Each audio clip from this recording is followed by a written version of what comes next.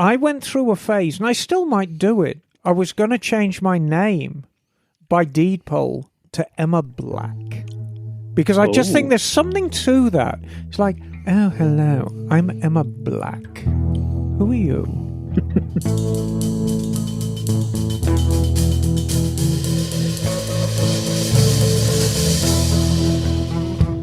Hey there, welcome to Motorcycles and Misfits. Here, coming to you from here in the Recycle Garage in sunny Santa Cruz, California. Bonehead. Oh, no, that's not where I am. Wow. Oh, you know, no, I actually... So much pressure. No, so I, much pressure. I thought it was very good under the circumstances. I hadn't rehearsed at all. Beads of sweat, darling. Just dripping from my brow. Beads of sweat dribbling down your trouser leg. Is there more? Yes. Well, yes. So keep going. I guess. So welcome everyone. Well, thank you, darling. I am Bagel. No, you're coming not. to you from my lush shop here in Bonita, Oregon, and with us tonight, first also on Zoom in the COVID corner is Liza. Yes, I am. I am in the COVID corner, and you might be hearing this. Liza got Sorry, she got a apologies. timeout. She was bad. I hope you get well soon, Liza. I want you to Thank you. sit in the COVID corner and think about what you've done. Emma made me stand in the corner of the parking lot by myself all day today. Even when it was raining and they all went inside. And we were all, and we were all, I didn't. we were pointing and laughing at you too. Changed my sweatshirt because I got soaked. Oh no, that's not good. But it's fine because safety first, right? Yes. Well, for us. Yeah, exactly. She took too much pleasure in it. I will tell you that. I was quite enjoying it, actually, I must admit. And the pointing and laughing was quite fun too. Yes. And coming to us from the studio on the Classy Girl Couch, it is Miss Emma. Buongiorno, amigos. Oh, it's so lovely to be here. And joking aside, Liza has been quite sick, and she's such a dear. She wants to make sure that the show must go on, but she is isolating herself, and I really appreciate it, because unfortunately, the sad fact of the matter is that me and Liza are quite old, and we don't want to get that sick. So good on you, Liza. And I would have given you an umbrella if you'd have asked.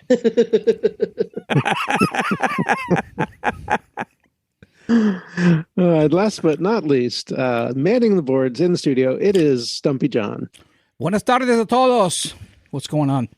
It's good to be here. You sound bilingual, John. Poquito, sí. Yeah, very good. Now, your wife was her primary language English or Spanish growing up? English. She was part of the generation that her dad's from Mexico. Right. I didn't want kids to learn Spanish. Yeah, that was kind of a way of thinking back in like the 60s and 70s, wasn't it? They wanted to leave it behind. And it's kind of a shame because... Well, she learned it when we moved to Mexico. Right. Yeah. Okay. Todo bien. Todo bien, pues. Well, I wanted to first thank you guys for running the show last week. It was brilliant, wasn't it? Yeah, Best show ever. Back east. Awesome. I was back east catching COVID, but no, I'm okay. It's just been like cold-like symptoms, getting through it, and just been keeping safe. But I enjoyed listening to the show. I always enjoy the shows I'm not there and seeing, because it's all new for me. I get to hear it for the first time. I really enjoyed it. There was a clip I saved I enjoyed the most. Let me play that for you. Here you guys go. Eat double. Oh, gummies. These are great. Harbro. European. There you go. Now, Oh, cheers. are these the ones that make you fart really bad? Yes, they are. I got 2 bags for you. You got the snakes. Toilet snake. Now, oh God, yeah, back time. Hey, I hope you're listening right now. We're going to have a moment of silence while all the crinkly bags are opened. Yeah. I Cats heard away, that, they might as well John. play. I heard that, John. In fact, I hope you guys are enjoying those gummies today, because I went in and licked every bag. Have fun with the COVID. Oh, nose. You idiots. Oh, we can't help it. Thinking you can get away with it when I'm not there. Without you, we lose focus quickly. Yeah. And it's your glee, the glee in your voice, John. It's It like, was fun. Oh.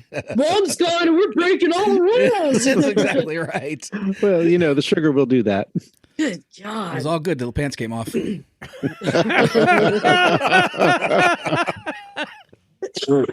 there's the cough. But I wanted to first off give a couple updates. Hey, we've got some spots left for our rally, and it's really coming along great. So I've been working with Matt on our rally, which is March 24th through 26th. So we've rented a section at Hollister Hills, which is a dirt biking park. So if you have a dirt bike, great, bring it out, ride Hollister Hills. But we're going to be leaving Hollister Hills and doing day rides. So if you have a street bike, great, bring it. You can do the day rides. And if you have adventure bike or enduro, great. It's the perfect. You can do all the rides. Yeah. It's a little bit of everything. We just signed on. Jason is with JPH Suspension. Oh, that's great. He's going to be coming out and doing suspension setups and a cool. suspension workshop, right? And then Jonathan is going to be coming and doing a first aid class again. Oh, awesome. Because that was really helpful when we did one here in the garage. So we're going to do that again. And any more classes? Yes. Yes. I thought I would teach my chair dance class. Oh, that's fabulous. Yes. Any Yes, other yes. any other classes? Well, I don't like to promote it. It's the one that uses the condom and the banana, but I usually do that in private. Late in the evening. Yes, there will be that, and there will also be a class on how to change your tires in the field using your mum's best spoons. Yes. Entertainment. We are, this is kind of exciting. So we're going to be doing an interview live in front of everyone around the campfire. And actually got one of the rangers from Hollister Hills to talk about what it takes to run a place like Hollister Hills. People think it's easy. Maintaining those trails is not easy. There's a lot of work. I mean, John, how different the trails are every time we go on them. Mm-hmm. It changes through the seasons with every storm.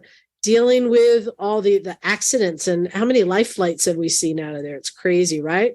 But the other thing that people don't really, I think, realize is that a place like, at least for us here in California, our dirt bike parks are self-sustaining. They make enough income to run themselves. But from time to time, there are politicians who think that money needs to go somewhere else, like road repairs or something like that. And they want to reallocate those funds somewhere that's more important than dirt bikes, right?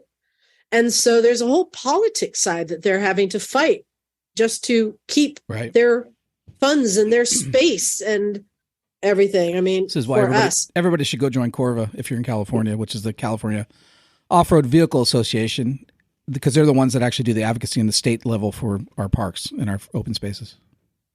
So we're and then there's more things we're working on. Some special things I can't announce yet, but this is shaping up to be a really cool thing. We've got catered meals coming in. You get 2 dinners, 2 breakfasts, and the food's going to be great. We were sampling some of the food. So people come out. We only have room in our campground for about 50 people. So it's going to be small rally. And look, I'm going to be absolutely clear. If you don't come to the rally, I will never forgive you. And I'm going to have very stern words with your mom or dad. So you need to come to the rally. It's as simple as that. There's going to be very stern words for people who don't go. Well, for people who don't know, so I know we talk about it a lot, but Hollister Hills is an incredible off-road park with, I don't know how many acres. It's got to be hundreds and hundreds of acres of open space to ride, all the way from beginner level all the way up to like double diamond level. So that experience in itself is incredible. But then we're situated right off of kind of Highway 25 in Hollister, which gives us access to a bunch of other off-road riding out in the New Idra area and also down, and Highway 25 is incredible down by Pinnacles. So it's a really great part of California, especially in the inland area like that. Not everybody goes there because it's not Big Sur, but it has its own beauty and its own opportunity there. So I just, if you don't know the area, I really encourage people to come along. Actually, Highway 25 is some of my favorite. It's beautiful. In fact, it is my favorite street ride. It's amazing street riding. So even if you don't ride dirt, come to the rally because we're going to be doing street rallies. It's going to be fantastic. Oh, another thing is I'm going to be taking people over to Corbin Factory and giving them a tour, behind the scenes tour of the Corbin that's Factory. So cool. Yeah. So go to breakingawaytrips.com and you'll see under trips, the Misfits Rally. Sign up now. It's this is going to be our first. We want to do this every year, and it's just going to grow bigger and bigger. But this is going to be the most intimate. We're putting a lot of work into it. And just before you go any further, Liza, I want just people to know that the form to fill in is a little more complex than you might be used to. So what you need to do, gather all your stuff together before you log on. You need your driving license, you need your insurance card, and you need your medical insurance card. 1, 2, 3. Once you have those 3 with you, it'll be an absolute snap. But if you don't have those gathered round, you'll get sort of halfway through the form and think, oh, crap, I need to get these things together. So get those 3, driving license, insurance card, medical insurance card. You need those 3 to fill in the form. There you go, breakingawaytrips.com. In other news, I have a sad but not sad announcement. So the UK trip that I've been putting together with Kat McLeod, we are postponing it. Oh, no. Why? Yes, I didn't tell you this. Well, there is the a UK reason. does not want them. Yeah. They said, nope, you're not allowed. There is a reason. That is because to be able to do a tour there, to rent bikes, there's so much bike theft in the UK. It is such a big problem that we need to provide proof of secure housing at every place we go. Wow. And Emma, you've been to the UK. How many of the hotels have secured gated parking garages? Yeah, not many of them, especially when you get into the north. There's a lot of just open courtyards. So, all this has happened since I've been in the States, but I'm just horrified by the sheer numbers I see of motorbikes getting stolen in the UK. Sounds like it's a very, very big problem. And it's all these young chavs who are doing it. Are they chopping them and shipping parts to Europe? No, they're just, a lot of it is just they're stealing bikes, they're taunting the police and then chucking them away down country lanes. And that sort of nonsense. It's just joyriding. And I mean, yes, there is proper organised thievery, as much as I abhor that. But just from what I see, so much of it is just, snot-nosed little kids who need a good kick 'em in the arse. British hooligans. Yeah, little hooligans taking bikes and then riding around on them and then just dumping them, wherever they want, and sometimes setting fire to them. Mm. Yeah, so Kat and I need to actually go there. So the good news is it's not concrete yet, but what it looks like, Kat and I will actually be going by ourselves.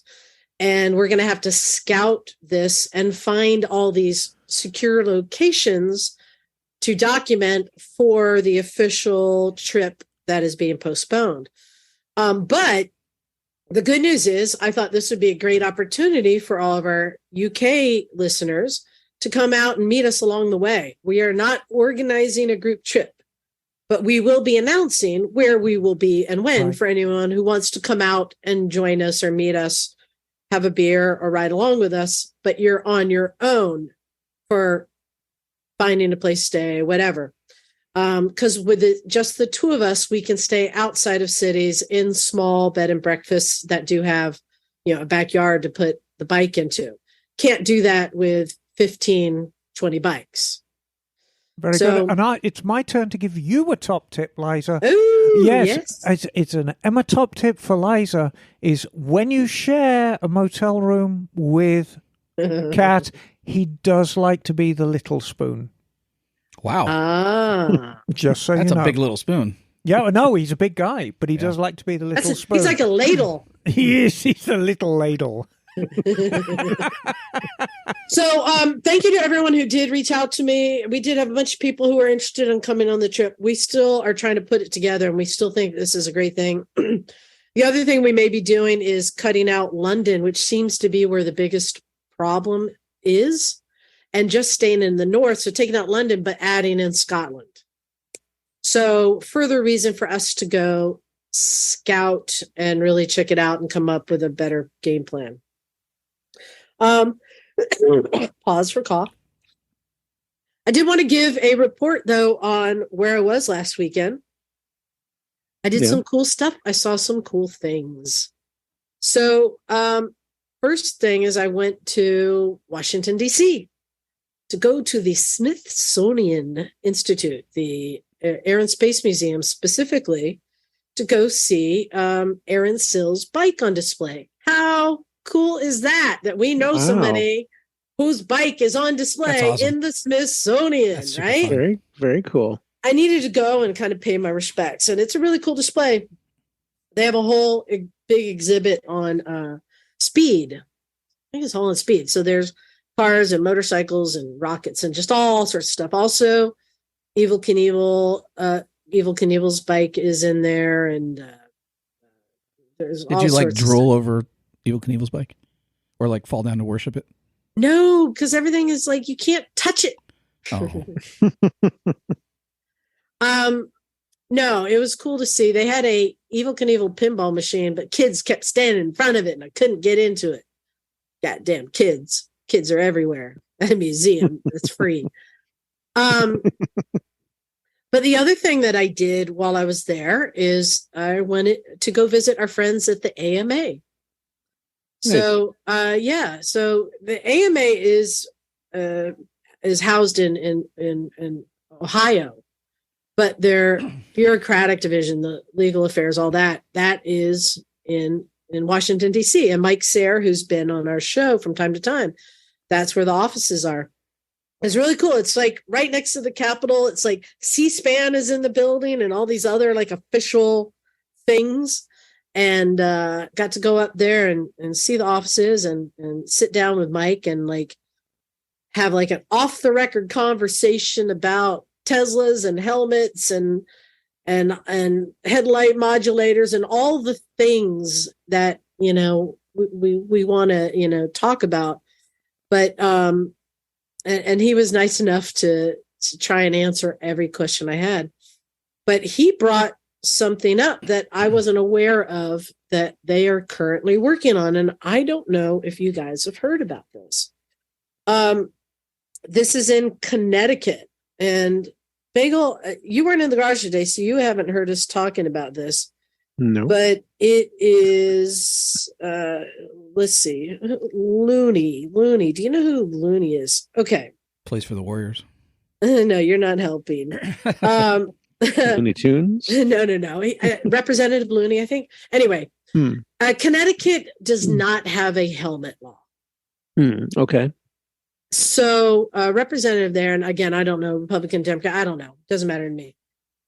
There's a bill that's been presented that says if you are in a motorcycle accident and are injured to the point, head injury, brain dead, that if you were not wearing a helmet, you are automatically an organ donor.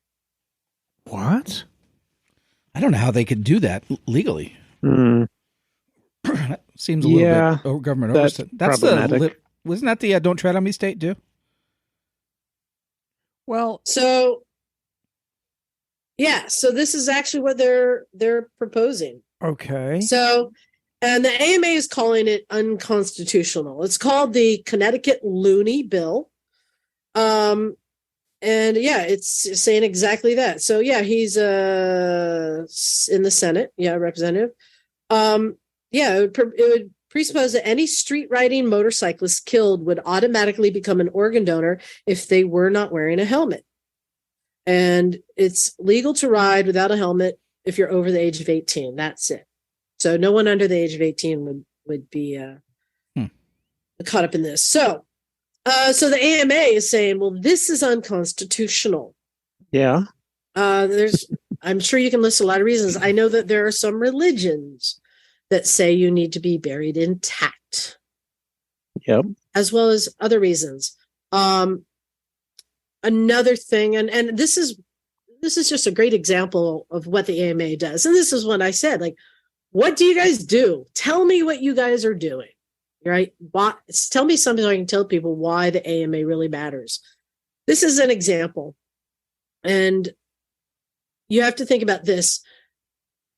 Agree or not agree on this bill, you still have to look at, is it fair that unbelted car drivers aren't becoming organ donors, or bicyclists without a helmet aren't becoming? This is targeting motorcyclists specifically. Right. And who gives the government the right to have that power over somebody's body even after they're dead? Yeah. Where does that come from? That Right. seems like an overreach to me, because that's up to that person to decide what happens to their body after they die. Right. There's a trend in the U.S. It seems that they want to tell everybody what to do with their bodies. So I'll just leave it there. Yeah, they're calling this non-consensual organ donation. Right. There's a problem with that. Non-consensual. There's a huge problem with that. I mean, I like many people in California, I've opted to voluntarily donate my organs if I die, and there's a little red dot on my driving license that says so. Same here. Right, but that is voluntary, and it should be. And after I am dead and gone, if anybody wants anything out of my body, they are welcome to it if they can use it. So let me propose something. So you just stated, here I assume this is federal, right? That in the States, that anyone who wants to be an organ donor can check a box when getting their driver's license. Yes, and you end up with a little red dot on your license, and there you are. So I was talking to some friends in the UK today, Emma, and they said, when I asked them their opinion on this, I said, that sounds about right. I'm like, what do you mean? They're like, well, here in the UK, you're automatically an organ donor unless you file that you don't want to be. That seems a little more fair, though, at least. Yeah, I mean, that's not specifically targeting anyone. Right. Again, but I'm just saying, and it gives you an opt-out. Right, it gives you an opt-out if you want. Everything becomes voluntary. Yeah, but the default is you're a donor, and it normalizes that, rather than here where you have to take the step to volunteer that. I don't think the issue at point is whether you're actually having your organs harvested or not. It's they are specifically targeting a group, and specifically targeting a group within a group.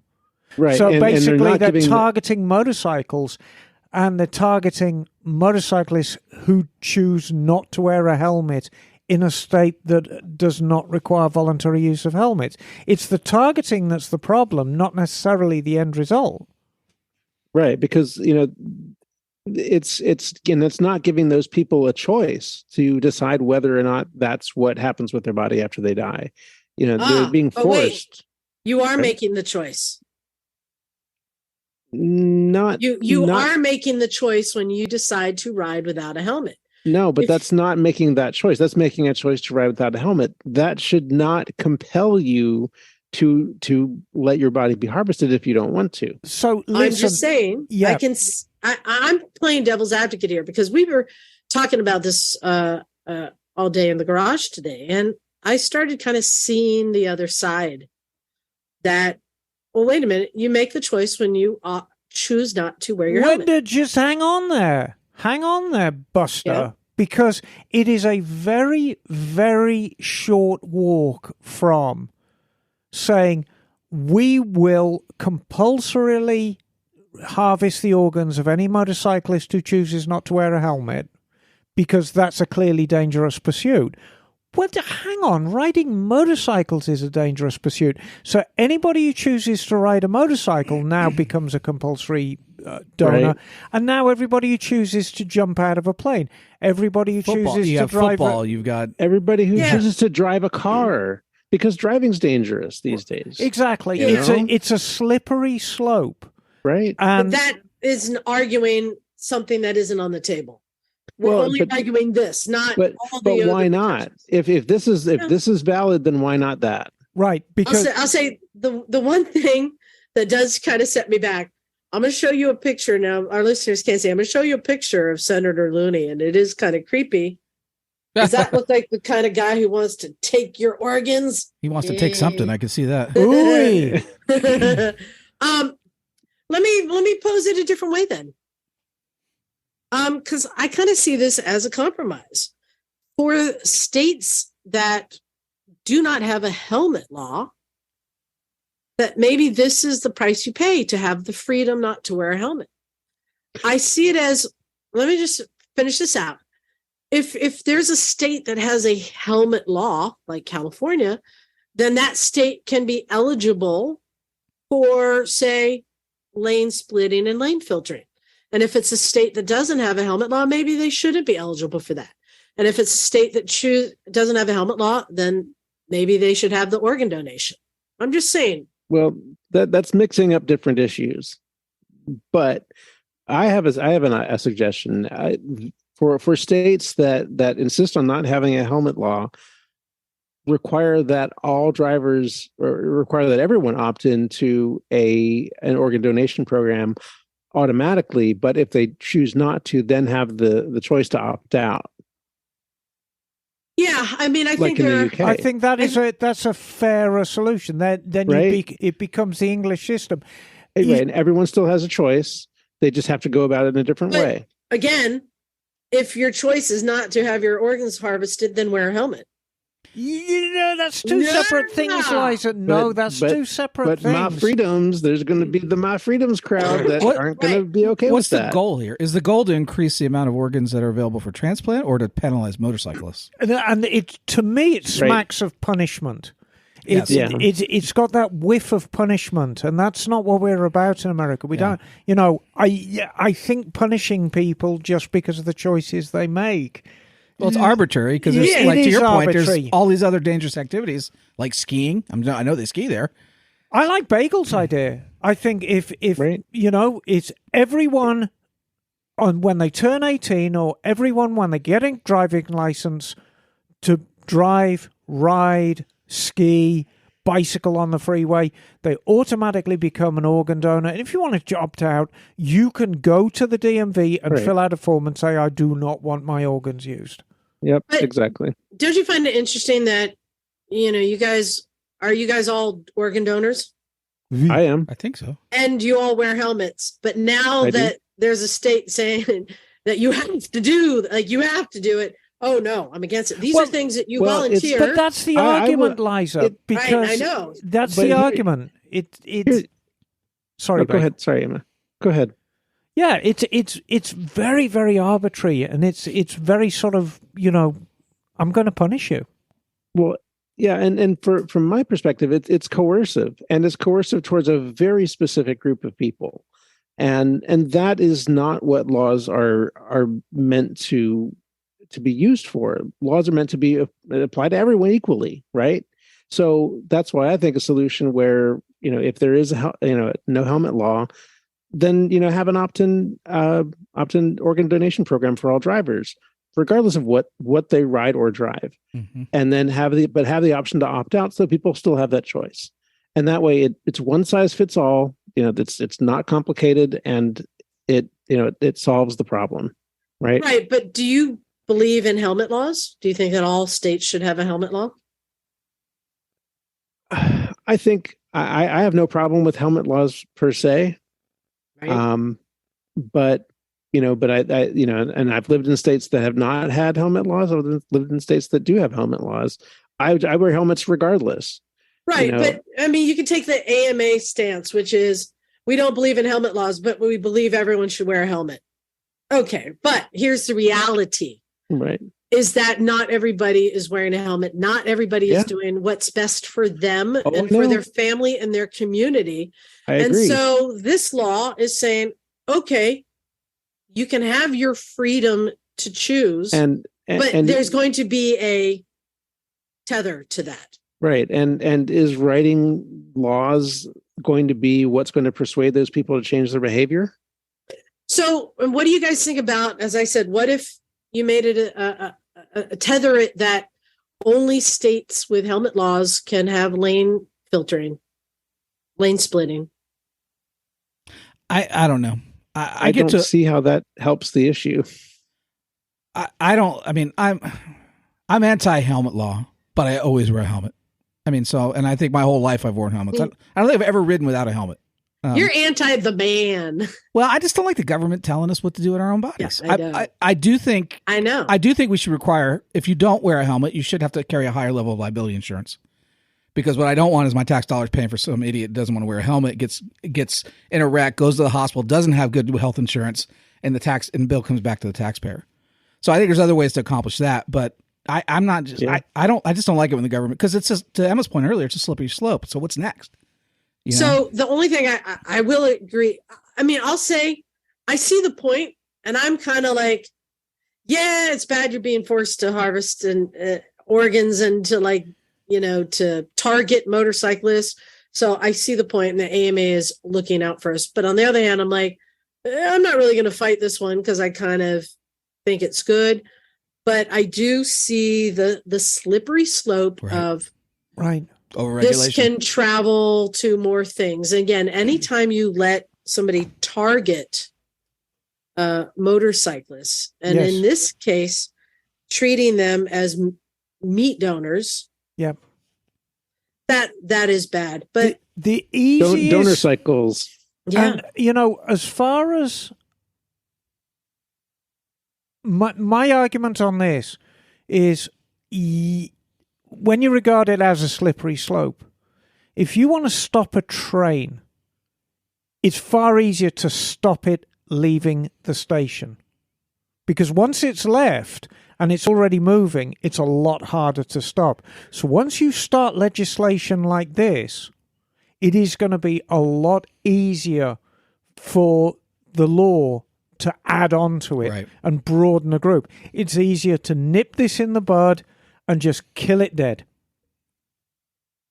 Yeah. Far easier.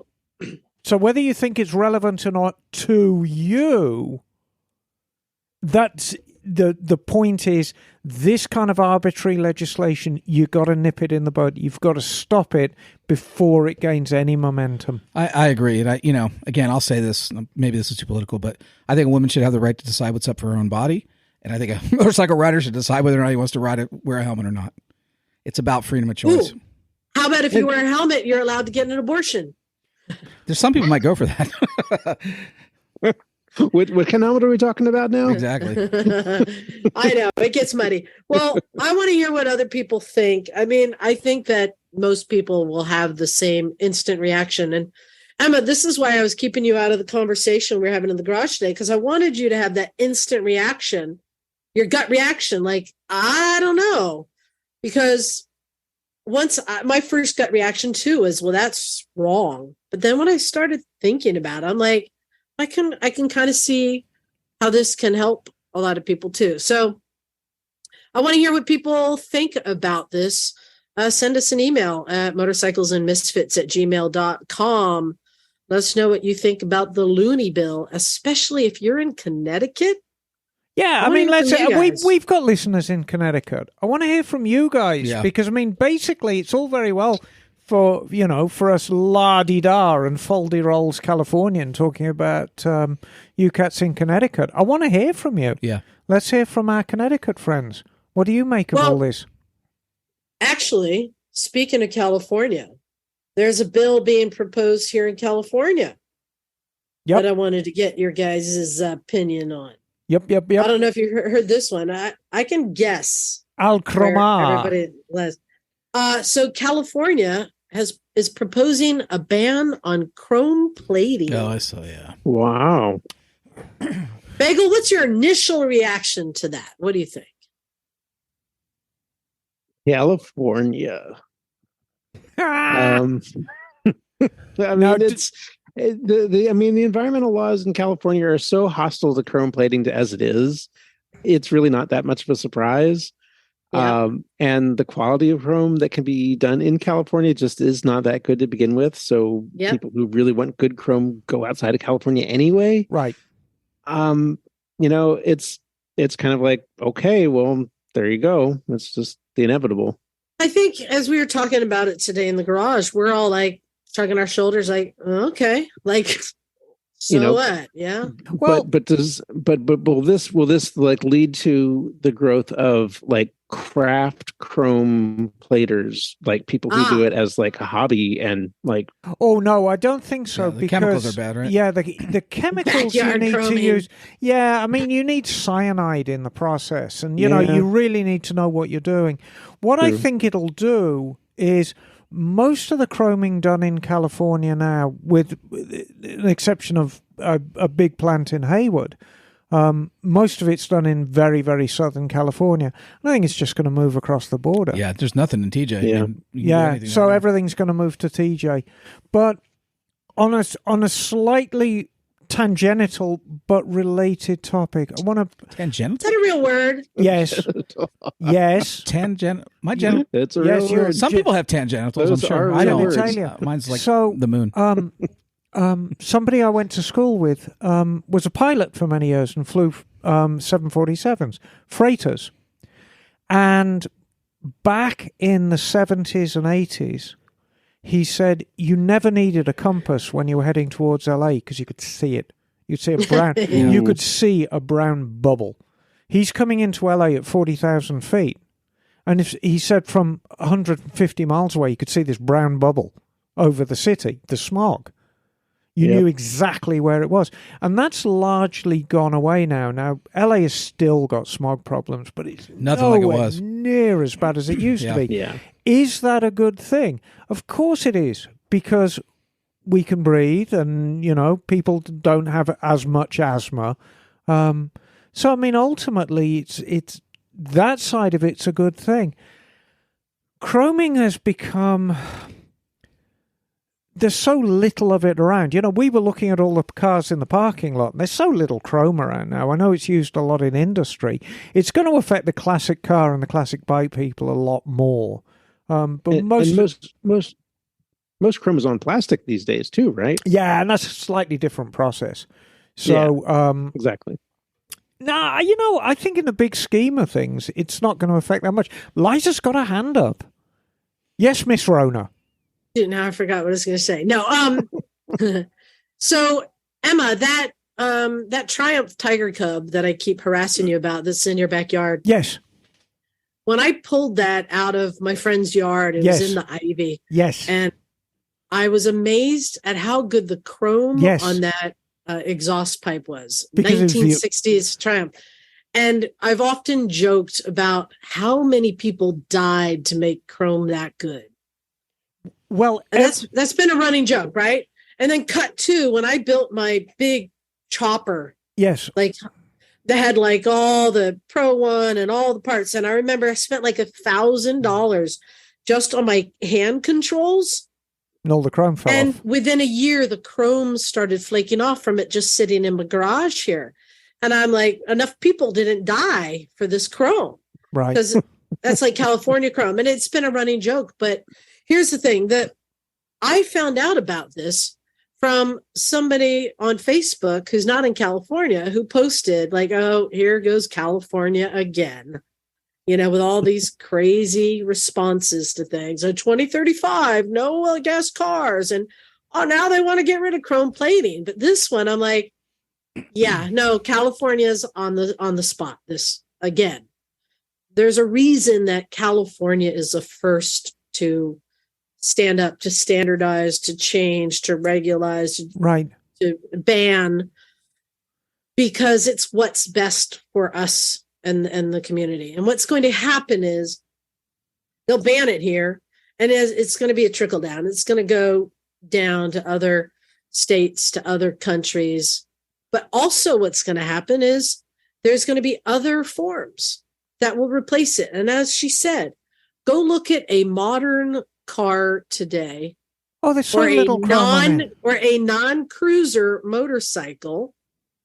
There's so little chrome on it. But you have other things like powder coating or anodizing, right? There's other things that will improve and get better. Well, you know, this process of painted chrome, it's an incredible process. You paint something very, very glossy black, and then there's a coating you put over the top of that, and it looks exactly like old-fashioned chrome, and it's just getting better all the time. They're working on longevity. Is it durable? Now. Oh, that's yeah. I mean, it is durable. But yeah, I mean, I think it's going to be one of those things. It's going to require an adjustment. But, you know, if we're on the subject of paint, most cars painted in California now, not the clear top coat, but the actual base coats and the color is water-based paint now. The primers are water-based and the colors are water-based. And it's done wonders for the environment. I mean, paint shops now, all my friends who work at paint shops don't look like The Walking Dead anymore. They've actually got some color to them, you know, and they're not like when they're talking. So it's really cut down on the toxins. And the cars look just as good as they always did. Yeah, I mean, so you know, there's going to be alternatives. They'll come up. But with here's the thing: I want to remind people: chrome is just for aesthetics. Chrome don't get you home. It is not necessary. But we do have to recognize a certain segment of the motorcycle community that this does affect greatly, potentially, or not potentially. Let's just put it out there. Cruisers. And you know, we say, when I say Harley, it's like saying Coke, but you also mean Sprite and Pepsi. When we say Harley, we mean Indian and Victory and Japanese cruisers, but just cruisers. Chrome is a big thing. It's a big thing in the style. Well, hang on there. And vintage bikes in general, right? Well, vintage, I'll tell you something about vintage bikes. Generally, these days, vintage bikes, it's money no object when you restore a vintage bike. And so if you want chroming done, you just send it out to Connecticut or something. As far as the Harley crowd go, it's not just the Harley crowd, Liza. It's the Harley crowd of a certain age. Most of my young Dyna Bro friends are all blacking their bikes out. Yeah. My Dyna's a chrome-laden dinosaur, you know, as you know. But most Dynas don't look like that. You know, just about everybody I know who's under 40 who rides a Dyna are blacking them out. That's are you a Dyna Bra? I think so. Yeah, and here's the thing. I don't know the answer to this. Emma, best guess. Where do you think Harley Davidson gets their parts chromed? That's a very, very good question. Just by sheer volume, they have to do some of them in-house. I mean... Yeah, you sure it's not in India? It could be. I mean, the trouble is, all manufacturers, doesn't matter whether it's Harley, whether it's Suzuki, whether it's Triumph, I mean, they've become very, very global. And the temptation, if you want to do chrome outside casings, rather than just set up and do it all in-house, is just farm it out to somebody who does it already for a different manufacturer. So I would love to know where everything is coming from. But yeah, not everything's coming from America. I know that. So here's the big picture on this is a good thing. And I think for me, and I think for all of you, I hope it's the same. I'm proud when California steps up and takes the lead in changing the way things happen. And when you really think about it, chrome isn't necessary in the damage it does just for something that's aesthetic. When there are alternatives, I've seen chrome powder coating is getting better and better. It's not quite there yet, but there are alternatives. And then, you know, maybe we need more anodizing out there. Anodizing is cool, right? So, you know, I think this is great, and I'm proud of California for doing that. But just know it's not going to affect any of the industries. Really, just California banning alone, people are going to be going out of state, out of country. And for the lifetime of the vehicles that you have that need chrome, somebody will be doing it somewhere. You're okay. But this will force a change. And new things will come from it. And already, as we've seen, I mean, how many cars are built with steel bodies anymore, right? Right. They're not. Everything has changed.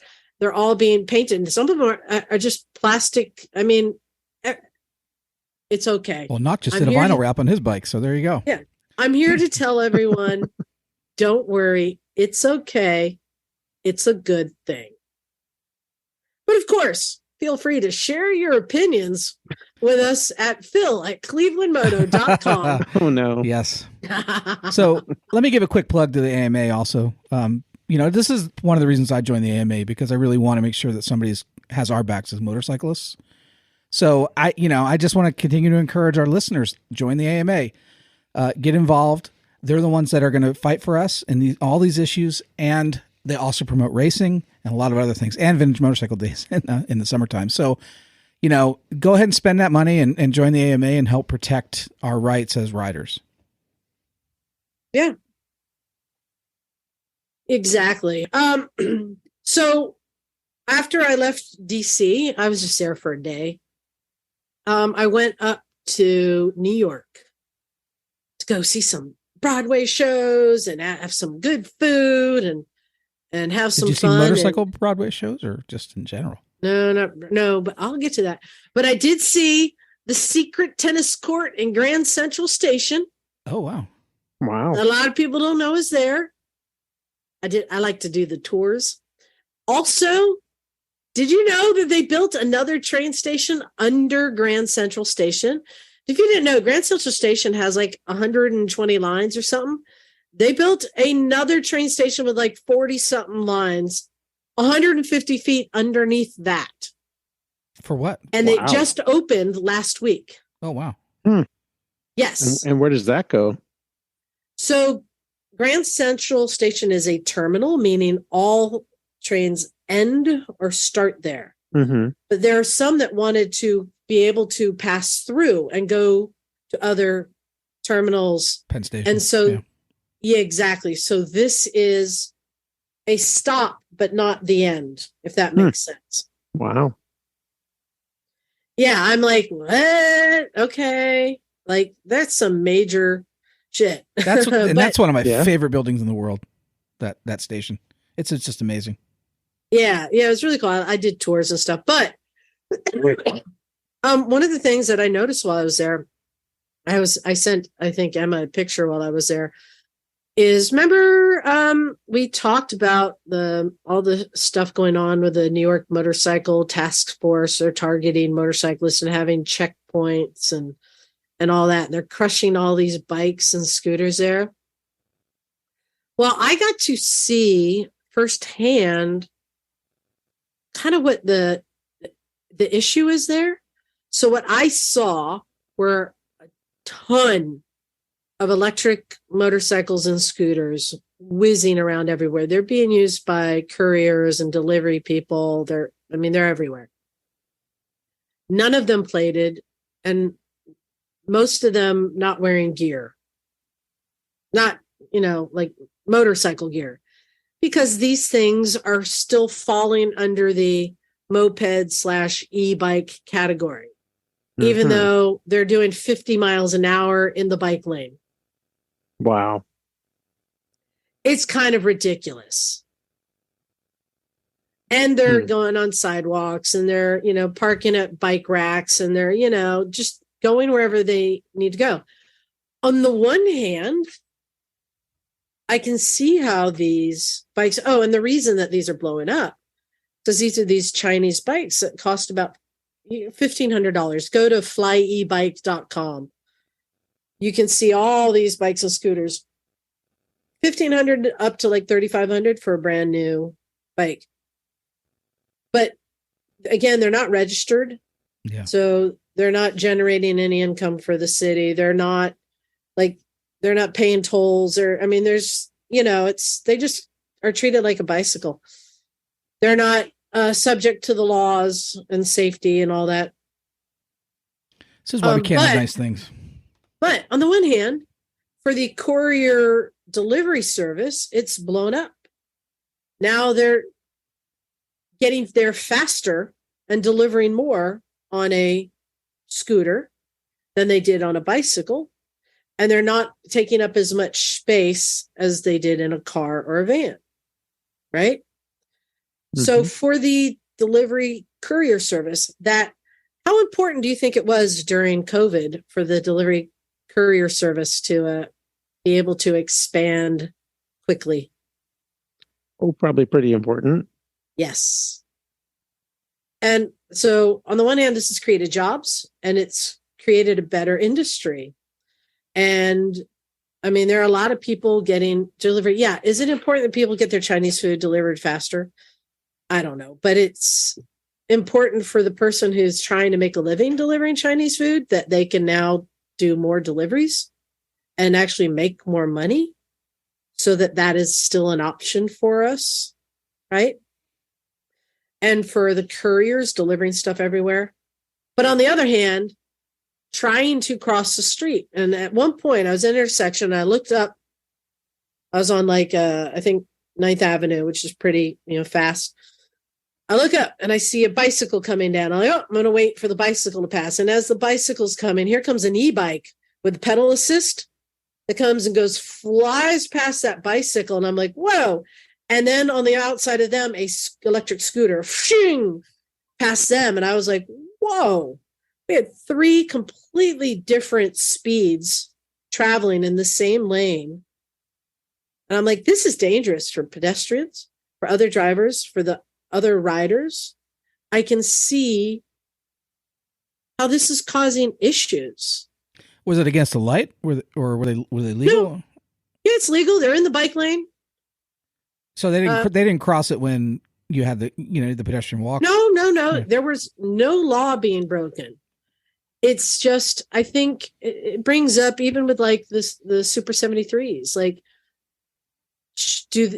are they allowed to go on the bike paths, on the bike trails, now that they're doing 35 miles an hour? Well, aren't the mountain bikers having the same conversation with the pedal assist? Yeah, there's a lot of conversation because basically all these electric vehicles have created this in between motorized vehicles and pedal vehicles. And they now go as fast as the motorized vehicles, but they're falling into the category as the pedal vehicles. And so I could see kind of the issues there. And again, the lack of safety gear. Yeah. Yeah. And just the speed differential is a risk. And that's why a lot of people prefer to have, an isolated bike path so that they can ride a bicycle without having to compete with faster vehicles. And to have some, electric scooter whiz by at 50 miles an hour, that's really frightening. Yeah. So, I mean, again, like with these other controversial subjects, I can see both sides. But I think, and this is a continuing conversation, and this is something I do want to talk more. Actually, I want to go above the AMA. I asked them, hey, can you get me an interview with Pete Buttigieg? I want to ask him, the head of the DOT. I want to ask him about this. Where do these vehicles fall? And how does it affect us as motorcyclists? Because it does. Our reputations, right? Absolutely, Let's get him on the show. Yeah, no. They're like, you can't get him. I bet we could. I bet we could get Mayor Pete if we wanted. Get word salad. But it just got me thinking more about this. We've been following, we know that this is an issue. Where does it fall? Because on the other hand, I love seeing all these young people riding these Super 73s around that look like, our huffy bikes of our youth, which we thought were like little motorcycles and we had so much fun on them. And the mobility and the fun that it gives people, the same feeling that we get on our motorcycles. I mean, technically this is a do you call the gateway drug? Yeah. And I mean, Right? yeah, there is that, but I think we all, as hopefully responsible motorcyclists, and it's certainly what we preach down at the Misfit Garage, is that there is a responsibility that comes with the fun. And responsibility is not just to keep yourself safe, is just not to ride like a complete twat in urban areas where you could hurt somebody else. You know? But and here's an example. So my Amigo, Yes. Which is a Right, complete death trap. Oh, that thing's crazy. the Amigo qualifies as a motor vehicle. So it has to follow not just federal emissions, California state emissions. It needs to have all the proper lights. It needs to have the registration. It needs to have the insurance. Yet, Conrad was here on his Suron today, which is faster and more capable than that Amigo, but doesn't qualify as a motor vehicle. Therefore, it doesn't require any of those things. So the issue is really it's internal combustion. Well, the issue is the Its definition of bureaucracy. what it is. Yeah, there's a what it is. crossover. There's a loophole there. I mean, Essentially. Conrad is basically riding a motorized bicycle, Right. whereas the Amigo is a motorbike. In cactus green, I might add. Yeah. So, I mean, that's just another thing that I was able to see in New York, how prevalent it is there. And then I could easily see that if it hasn't already, how this would be spreading to all major cities, that these are everywhere. And is it a good thing? Is it a bad thing? And is it going to force change in motor vehicle registration and safety? And how about none of them have driver's licenses for these? Yet to ride the Amigo on the street, you have to take the motorcycle safety class and pass the test. Right. Right? Doesn't make any Yeah. sense. So here's yet another. This is a whole these are all controversies. How do you say, Emma? Controversies? Controversy. Controversy. That's right. All this is fascinating. And we're going to keep following all of these. Again, if you have an opinion, please let us know what you think about the e-bikes. Because and I even sent you a picture. Oh, I didn't send it to you, John and Big. I'll send it to you, or I'll just show you on the screen. There was one I saw parked outside of my hotel that let's see. Can you guys let me do this. Mhm. Hold on. Is that a pretty crappy picture? Can you see that? Kind of Yeah. looks like a bike of some sort. Can you see the exhaust? I can. Okay. It's an electric motorcycle. What's the exhaust for then? Okay. Exactly. Hold on, I'll Is send that the you. charger? You I'll plug the send you charger in guys- there? Hold on, I'll send you the photo because it's like what? It's quite a sporty looking thing. Let's see. I can send it to Bagel. You still have the image, Emma? Yeah, I think so. Hang on. Do you want me to send it to Johnny? No, I sent it to him. So this is a bike that looks like a sport bike. It could be a Ninja 400. I mean, it could be anything. But it is a not plated electric motorcycle. Wow. Right. And I'm with guessing. a very fake. It's not only is the exhaust fake, the carbon fiber wrap on it is fake. But I'm looking at this thing, and it's about 2/3 scale, isn't it? So about 3/4 scale. It's quite a small thing. No, it's look. You could see a Honda Pilot. Well, a parked Pilot's in not front a of it. big car, so Yes, it is. I have one in my driveway. Yeah, it's a big car. Okay. So I mean, it's what? It's about the size of a Ninja 250. Yeah, Okay. or but I find it hysterical that this exhaust that if you follow the exhaust up, it goes to nothing. There's just Yeah, I see that. Yeah. It's got a but Rossi sticker on, again, Joe. Yeah, this is non-plated e-bike that people are ripping around on. You're just asking to be pulled over with that and looks so much like a real motorcycle. With a hub motor, no less. Yeah. Oh, it's a hub motor? Yep. Yes. Yeah, it's a big hub. Oh, yeah. Hub. I see it now. It's Wow. a hub.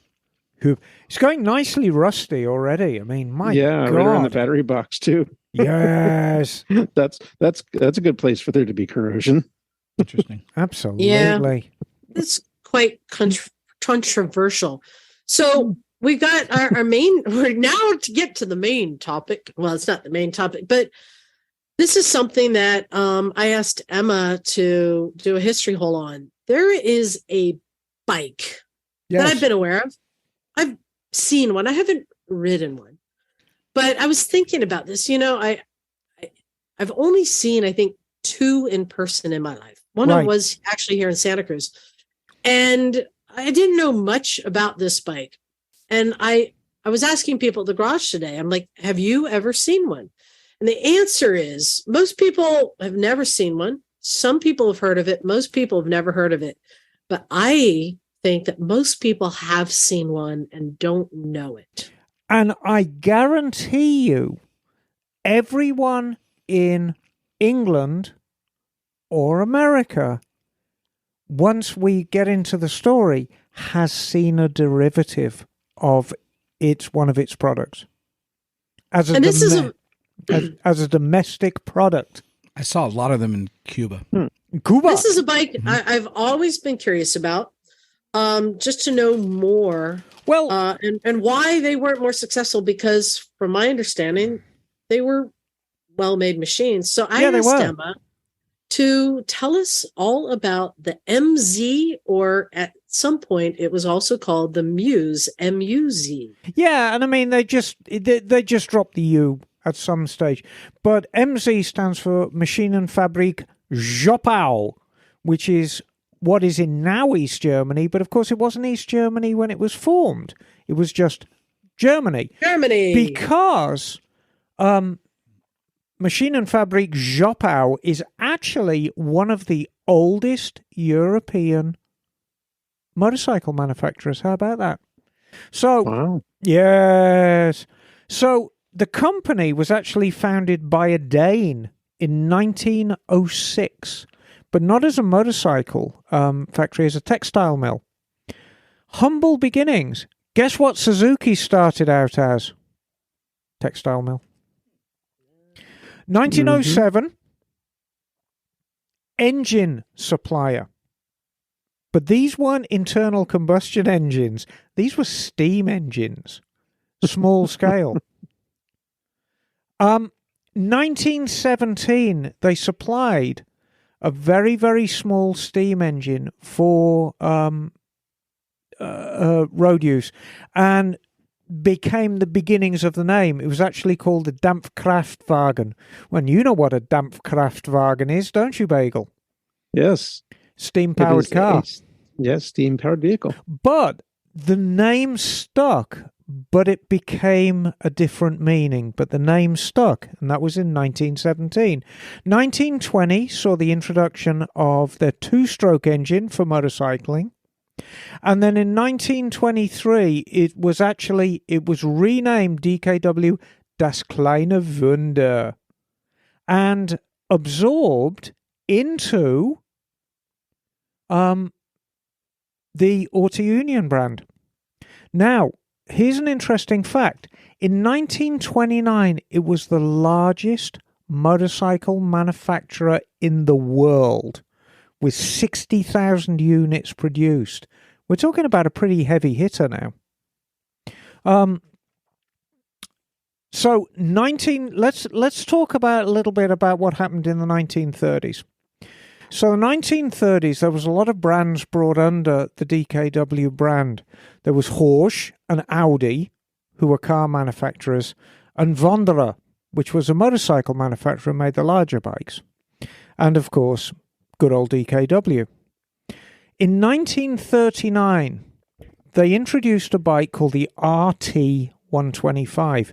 We're going to come back to that bike, but it was a pivotal bike.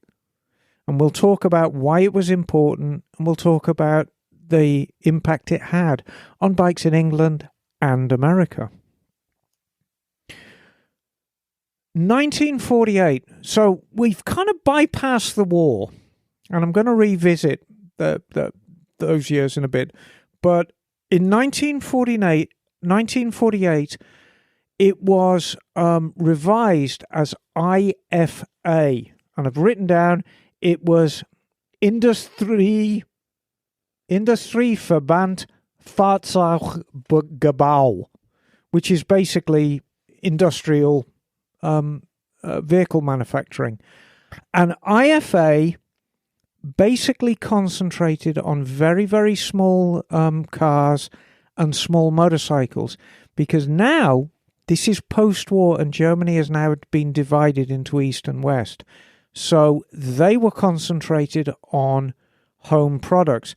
Incidentally, Auto Union became a product of the West, and they concentrated on the DKW brand and the Audi brand in West Germany and went their own way. So this is the last time we're going to hear of them. Let's go back to that RT125.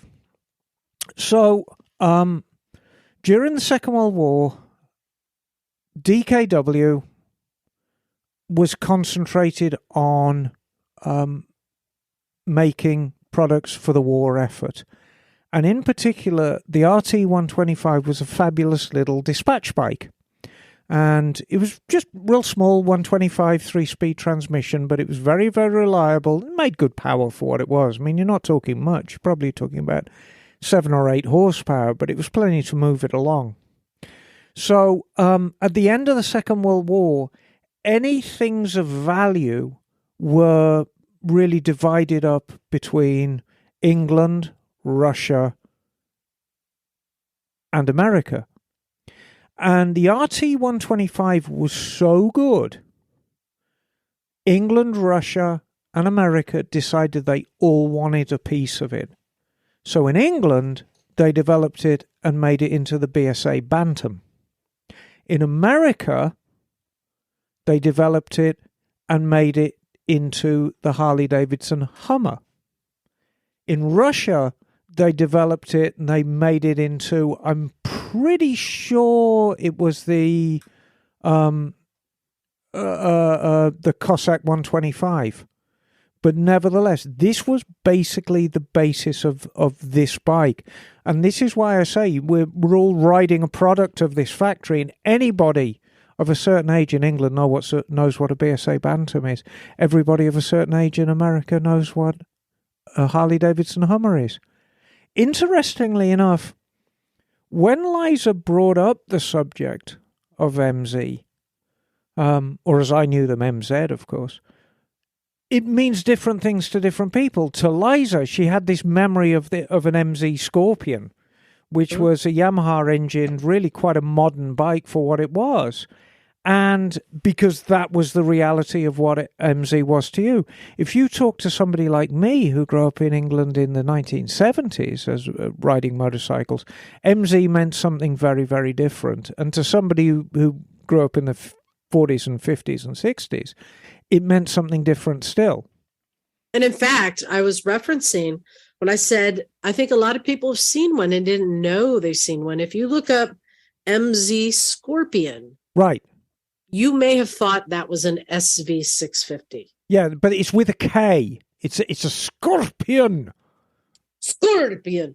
So anyway, yeah. But I want to talk a little about just how innovative this company was. Now, remember, they're making bikes for the domestic market primarily. So these are fairly mundane 2-stroke bikes that are very, very simple, but are actually nicely made. But check out this for innovation. 1952, they bring out this thing called the BK350. It's 2-stroke shaft drive. And in fact, I am pretty sure that is the only two-stroke shaft drive bike. That had to be an interesting experience, having a pipey two-stroke on a shaft drive. Yeah, well, I was going to say unrideable would probably be an interesting statement. But from 1962, when they introduced their more modern range, which was the ES range, in 125 through 250, from 1962 to 1970, they actually made 1 million bikes. I mean, this was a big... How many? 1 million. 1 million bikes. I invite everyone. Some of the styling was interesting, to say the least. I invite everyone to look at an MZ 250 Trophy, which is an odd-looking beast, to say the least. There were others within the brand, and Simpson is a great example. And Simpson was reserved for the under 50cc bikes. In fact, on a very, very early occasion when I came down to the Misfits, I brought a Simpson Schwalbe with me, a little Swallow, which is a scooter, which you may remember. I'm sorry, which MZ am I looking up again? The 250 Trophy. I send you a picture. 250 Trophy. Oh, that's one. Yes, with the pronounced schnovel. It's definitely got a schnovel on it. Yes. And during the 70s, so we'll pick up what I remember MZs all through the 1970s. MZs were seen as a low-cost alternative to the Japanese offering. They were a little more conservative. It's not the sort of thing a fashionable lad would have. You know, if you like flared pants and platform boots, you're not going to be riding on an MZ. It's the kind of thing your dad would ride to work and back. But they were actually very, very nicely made, and they made reasonable power. But they were kind of quite unfairly lumped in with Jawa and CZ. And we'll do a history hole on those guys as well. But I hate to say it, MZ were actually of better quality. The CZ was actually a far more conventional looking bike. I mean, the styling on MZs was odd, to say the least. And almost like they enjoyed being eccentric. So they soldiered on through the 1970s. And really, I'm not going to touch too much on the later years, on the Scorpion years, because after 1984, actually, I beg your pardon, 1987, the company went into receivership, as a lot of these manufacturers did, and just went through successive owners who tried different products to get the bikes off the ground. And the Scorpion was one of those products. There was actually very little made in-house. MZ, the factory, really became an assembling place for bits brought in from elsewhere. And as a profitable venture, it wasn't. And I think in the last 10 years of its life, it changed hands 7 or 8 times. It finally went into receivership on May the 11th, 2013, and that was that. So let's have a look. 2013 from 1906. So it lasted 107 years, which wasn't a bad inning, really. And John actually mentioned to me he's reading a book that it's a very, very true story. MZ was peripherally involved in one of the greatest pieces of espionage in the motorcycle industry way back in the early 1960s. And during the 40s and the 50s, they were very, very successful at racing. They knew how to make good power. And one of the things that made them so successful was this very, very special design of expansion chamber. Right. And it was all the brainchild of their chief engineer, who was Wouter Kaden, who was an absolutely blistering engineer. He knew two-strokes in and out. He'd been working with them since the early teens. He knew exhaust pipes well. However, the big thing that happened was in 1962, their works rider, who was Ernst, what's that last name? I think it's Degauer. He defected, and he took these secrets with him to Suzuki. And the actual first Japanese bike to get a major world racing championship was Suzuki, not Honda. And it was based on the exhaust pipe design from MZ, which was stolen when their test riders defected. Interested in this, the book is called Stealing Speed. Stealing Speed. And it chronicles this whole thing. Yep, and it all happened in the very, very early 60s. But that blew me away, and I'd completely forgotten that. And I remember reading it many, many years ago, because, of course, you asked, who was the first Japanese manufacturer to get a world racing title? And you said, of course, it was Honda. It wasn't. It was Suzuki. And it was with stolen technology. So, and I mean, that's it with MZ. It was a long and very, very proud company. And if you're lucky enough to see one now, one of the older ones, not one of the, what I'll call the kit bikes, so everything sort of pre-Scorpion is a true MZ. Have a look at it. Once you actually get past beyond the very, very bizarre styling, they are actually beautifully made. But, you know, like a lot of Eastern Bloc products, they weren't really able to move with the times. And I suppose to a certain extent that was true of the British bikes as well. Even in the 1970s, if you were riding a contemporary British bike, it felt like a product from the 1960s. And that was true of cars as well. You know, even a Jag drives like a car that's much older than it is. I mean, that's kind of how things are in England. But, you know, the MZs, they were more so, and the CZs as well, and the Cossacks, the Russian bikes. They were very, very antiquated design in the 40s and 50s and 60s, absolutely cutting edge. But by the 70s, they were getting very, very old-fashioned. And the R&D money just wasn't being pumped into them. So they were always great quality, but not, you know, they didn't have that exciting spark. You know, as a 17-year-old, you know, given the choice between a Kawasaki 250 triple two-stroke and a single-cylinder MZ 250, which made half the power, well, it's no-brainer. Which one do you think I'd go for, like everybody else? So that was really the death of them. Did you check out the MZ scooter? The scooter, I did not see the scooter. It's called the Mosquito with a K.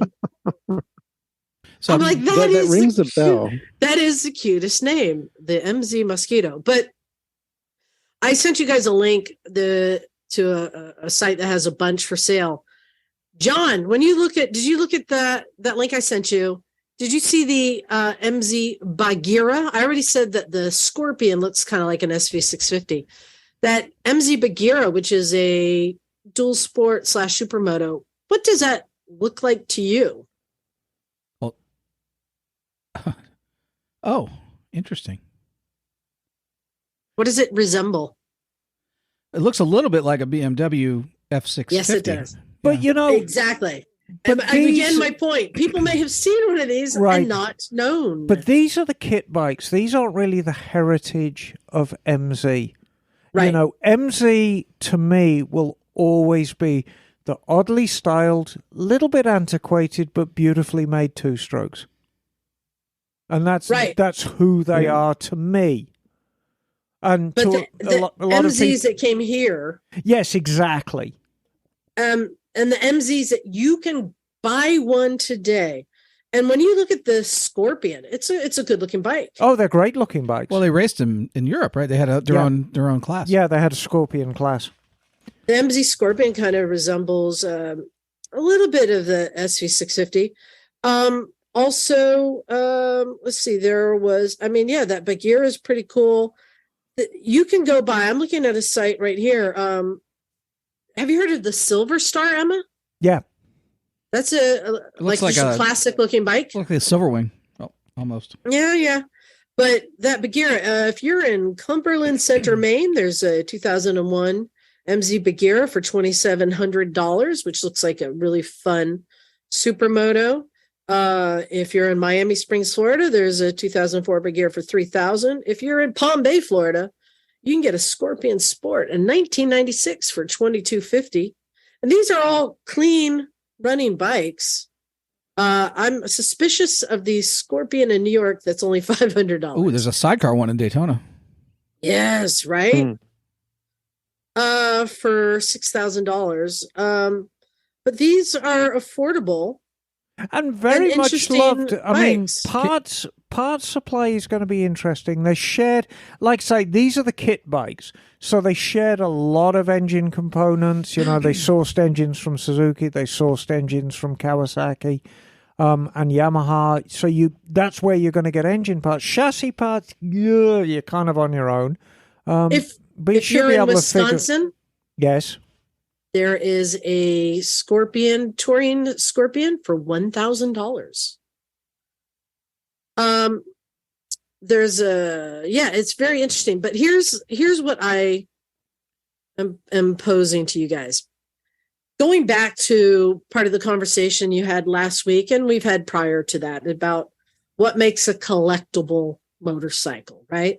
What's the next thing? Ooh, I know what the next one is. And we already know, if you want to boil down the formula, is that the most common things are the most collectible. Oftentimes the things are the most popular that also have the shortest shelf life become the most collectible because it's a nostalgic journey. I mean, it takes you back to... Perfect example is... the most affordable car at the time was the VW Bug. How many people here owned one or knew somebody who had? Right, of everyone. Everybody. Have you seen how much a VW Bug goes for now? Well, more importantly, how often do you see them driving down the street now? The most common things become the most collectible when the numbers are low enough, right? Right. So... but there's another faction, another formula of what makes something collectible, and that is the rare, the unique, and the things that are engineered well. So my question to Emma is the MZ, these 90s and early 2000s MZs that you can buy very affordably here, used, are these future collectibles? No. Because they don't have the pedigree. They're kit bikes. If they had MZ engines, if they had parts that were sourced from the factory, yes. So the original two strokes maybe would be collectible? Maybe. Yeah. You know, they've certainly got a following. Right.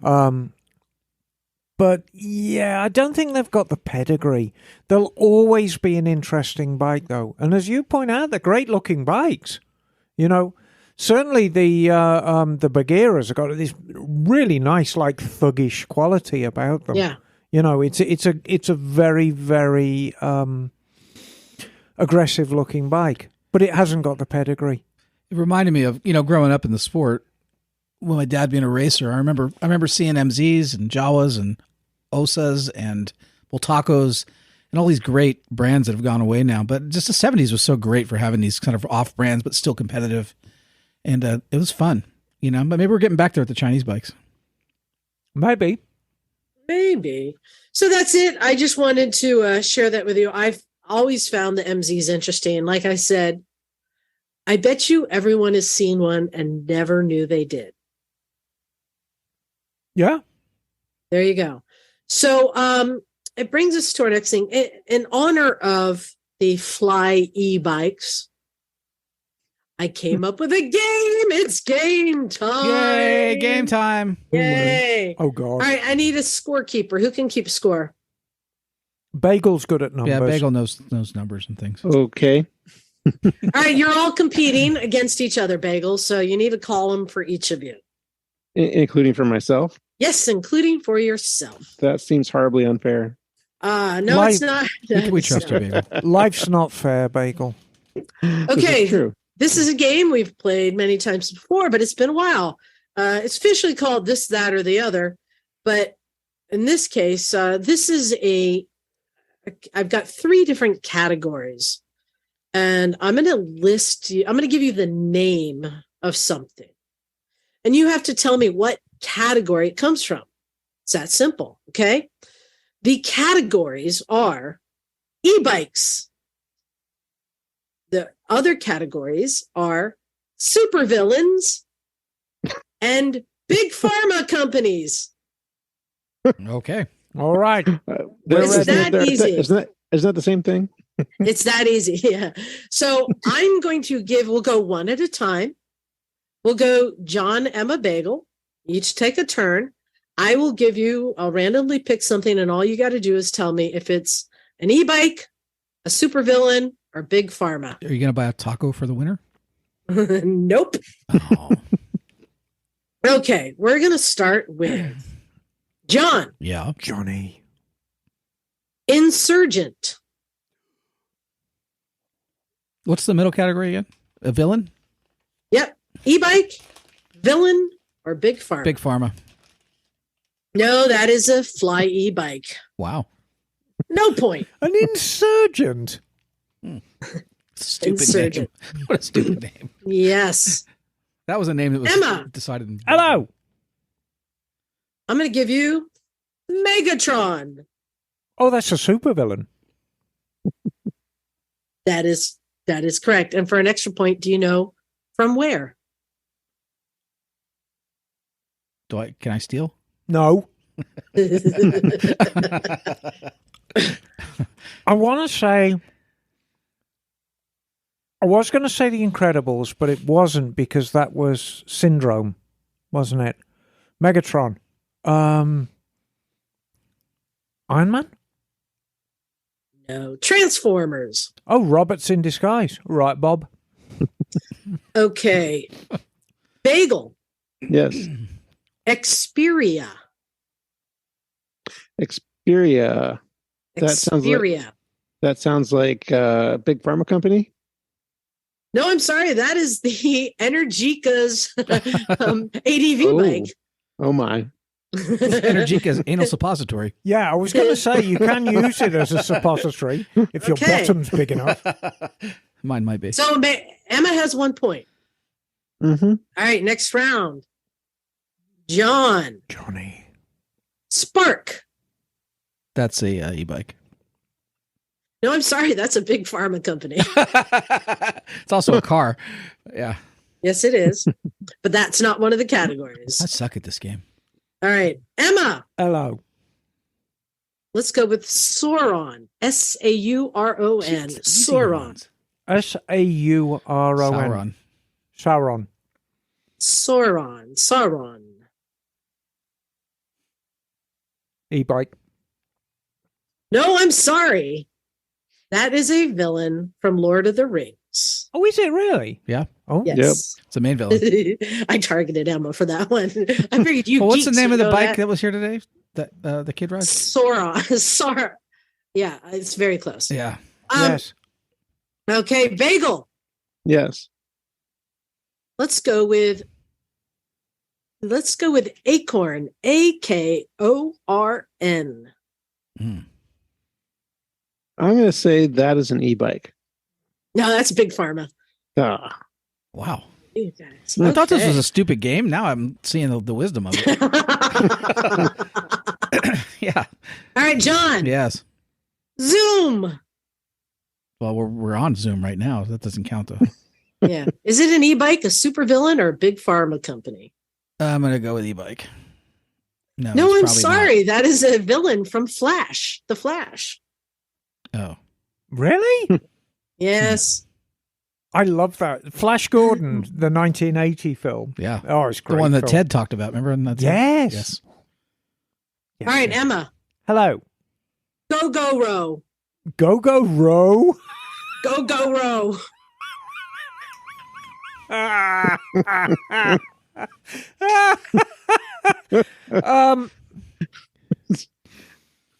God almighty. I want to say, it would be so obvious to say it's an e-bike, but it can't be. It cannot be that obvious.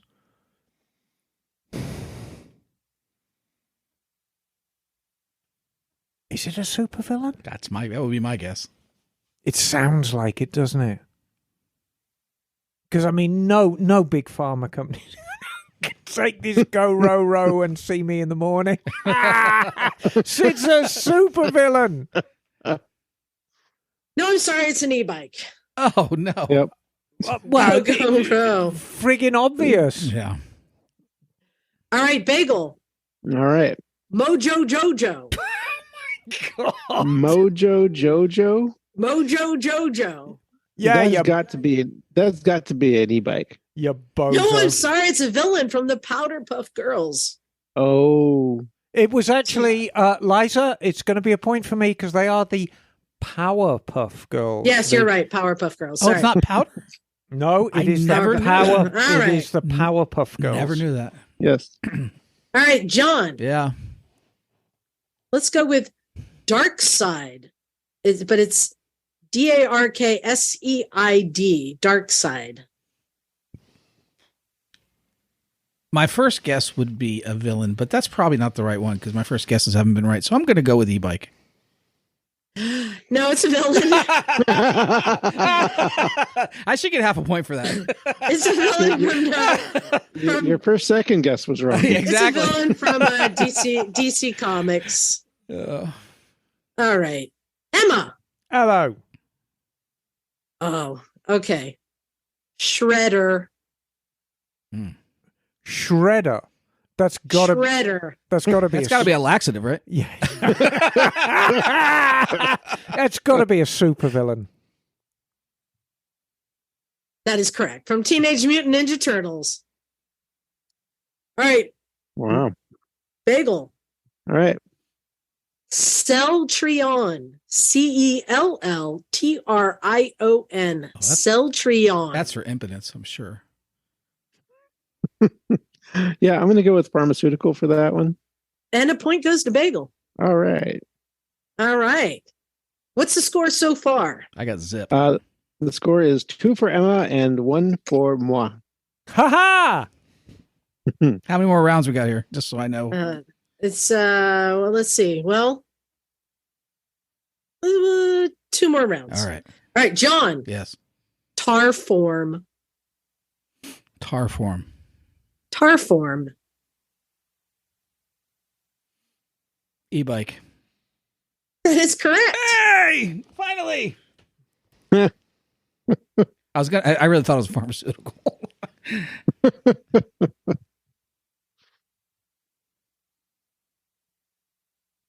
You're on mute all of a sudden, Oh. Liza. Liza, we can't hear you. There you go. X-Gen. X-Gen. For who? Emma. X-Gen. X-Gen.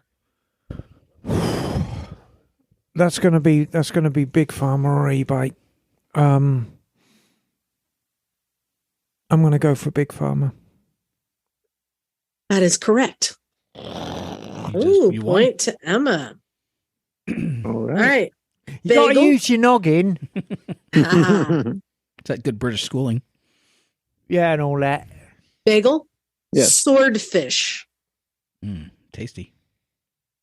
I find it a bit Swordfish. dense, actually. I like it. Is that an e-bike, a supervillain, or Big Pharma? I'm going to say that's a supervillain. Oh, that is incorrect. It is an e-bike. Oh. Dang. Who fly? All right. Last round. These points are for 25,000 Oh. points. Okay. This round. Okay. Mhm. John. Mm-hmm. Let's go with how about Deathstroke? Deathstroke. Deathstroke. It's got to be a. Ooh, yeah, I know, right? I don't think it'd be a pharmaceutical. That's just way too dark for that. That's got. I'm going villain. I'm just gonna have to say villain. That is correct. from New Teen Titans. All right, let's see if Emma can tie it up. Emma, Prestige.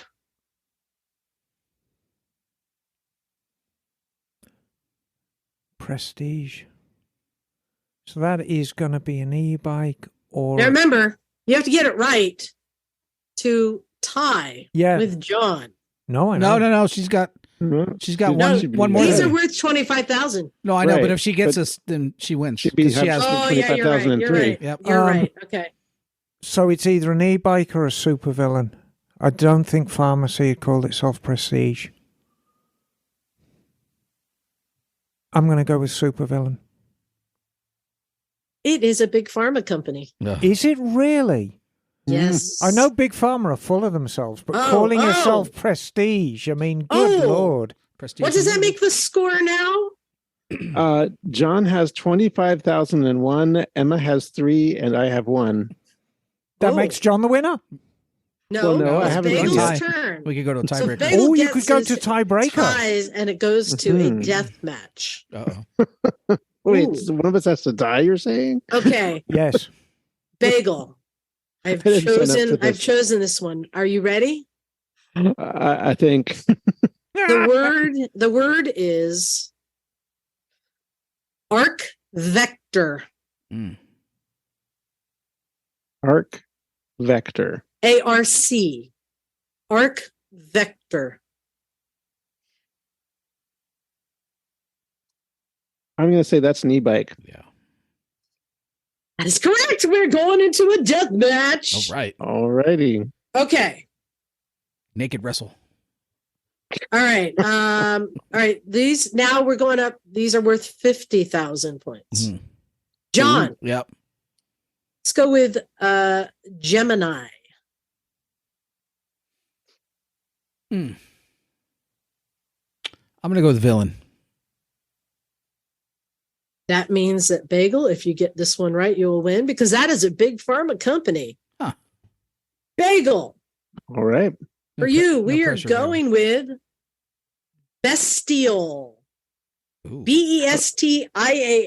Bestial. Bestial. Bestial. Bestial.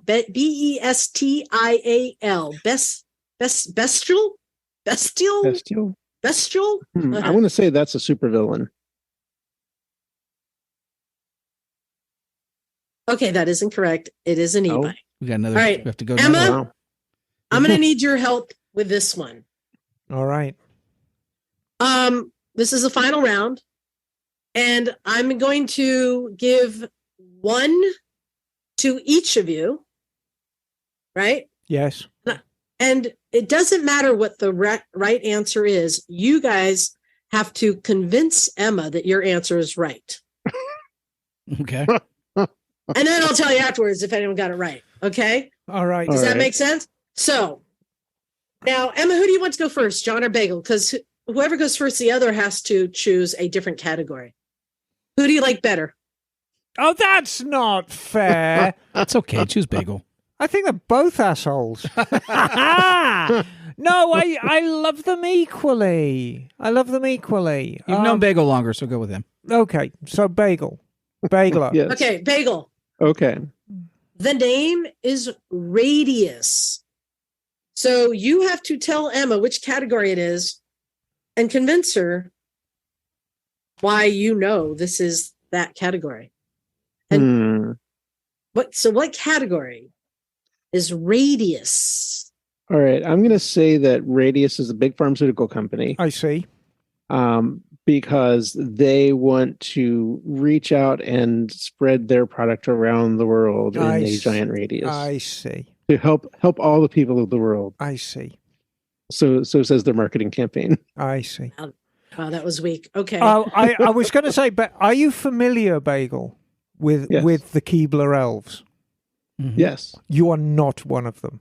You are one of the. No, I'm not. You are one of the feebler elves. And they'd be like, could we have some? No, I don't think we can make any today. All right. Feeble, Bagel, feeble. Cookies. All right. Well, let's see if John's in any better. Okay, so I Radius. actually know this one. Okay. I'm a big fan of the Marvel Cinematic Universe. Yes. And there's a really very little known villain. Yes. And it's part of this. It's not part of phase 2. It's more Yes. of like the next phase that's coming through. Right now we're in phase 2 in Marvel. I see. So it's related to the Timekeepers and all the big sort of overarching power villains in the Marvel universe. So Radius is sort of a maybe like a demon related to the time traveler guys. And what he does is he has an ability to put a force field around himself as a circle, and it starts spinning really fast. And then he shoots off into whoever he's fighting, and it has causes all kind of mayhem and stuff. So, All right. So Emma, I'm going to tell you, one of them is right. So now you have to figure out. So one of them is right. Because as far as I'm concerned, I mean, John's was babbling from the sickbed. It really was. I nerded out. I can do that. One of them is right.